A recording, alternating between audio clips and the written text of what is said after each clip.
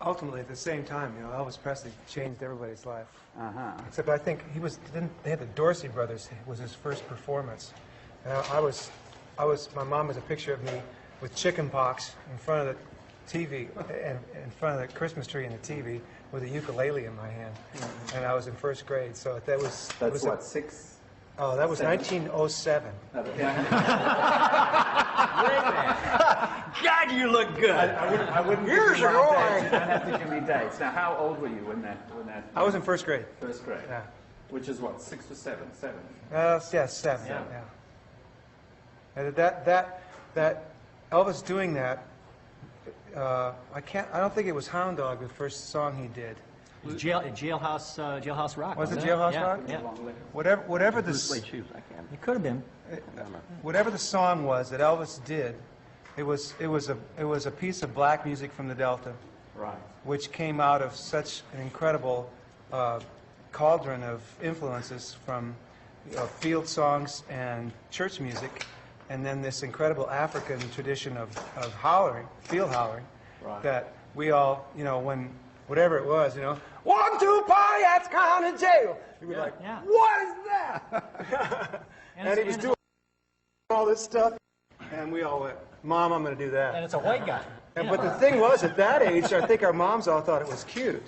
Yeah. But when the Beatles came around, it was a threat to our fathers. It was a bit of a threat to our... Elvis wasn't a threat, and the Beatles were a threat? Well, I think perhaps in our own microcosm of our families, when your dad looks at you and you're still in the first grade and you're imitating this thing, I think he looks at, oh, that's cute. Yeah. But when you reach just, you know, puberty, you're 13 or 14 years old and you're seeing the Beatles on TV, there was a sexuality there that was very immediate because you were in that moment yourself. Right. So I recall all the dads being real threatened. I remember jumping up and going into the bathroom and combing my hair down. Yeah, it was the gay thing. And then I came back out, and my dad was like, "Get back in there! There's some Brill cream on it." Yeah. So, but the voice. When did you know that you had a voice?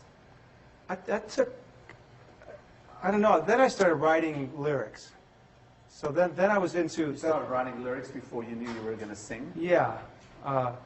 In part because of some of the countries.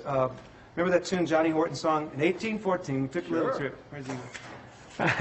And because those lyrics were so, yeah, along with Colonel Jackson down the mighty Mississippi, we took a little big and then we took a little beans and we fought the bloody battle of the town of New Orleans.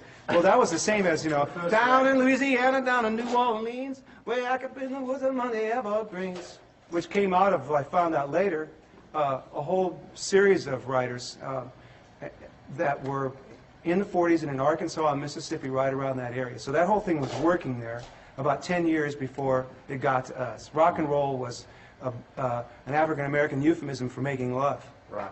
And then Alan Freed got a hold of the title. It was such a great, catchy title.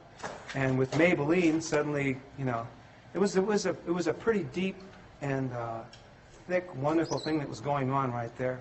Right.